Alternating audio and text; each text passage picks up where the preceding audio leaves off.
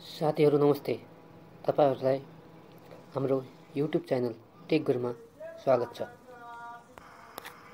आज यस भिडियोमा मोबाइलमा कनेक्ट वाइफाई कनेक्ट छ, पासवर्ड थाहा छैन भनेपछि हामीले ल्यापटपमा कसरी चलाउने त भन्ने बारेमा सिकाउने गरेको छु। हो त्यसको लागि सेटिङमा जानुस्, मोबाइल हटस्पटमा जानुस् र त्यहाँ एउटा USB थियरिङ भन्ने हुन्छ, त्यो हामीले खोल्नुपर्ने हुन्छ, जसको लागि हामीले पहिले डाटा केबललाई ल्यापटपमा लगाउनु पर्छ र ल्यापटपमा लगाइसकेपछि मात्र हामीले त्यसलाई अन गर्न सक्छौं र यो अन भइसकेको छ। अब हामीले ल्यापटपमा सजिलैसँग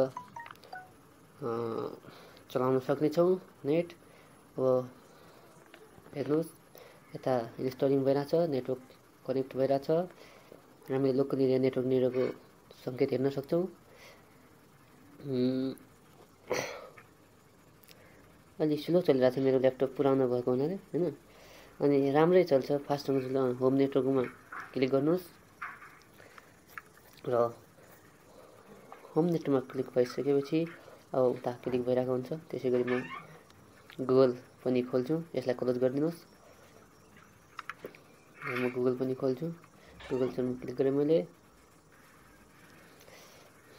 अब यसमा सर्च गर्नुस् र USB थियरिङद्वारा तपाईले वाइफाई पासवर्ड थाहा नभइकन ल्यापटपमा चलाउन सक्नुभयो।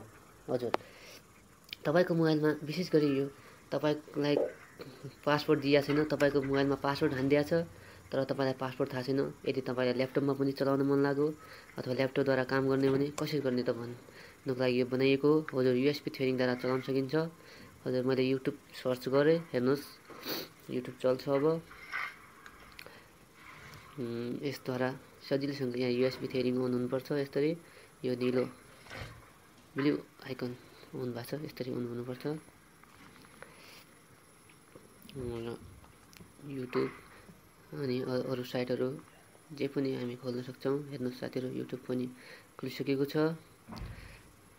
यसरी हामीले USB थियरिङ द्वारा वाइफाई पासवर्ड पत्ता नभइकन अथवा मोबाइलमा कनेक्ट भएकोलाई शेयर गरेर ल्यापटपमा चलाउन सक्छौं।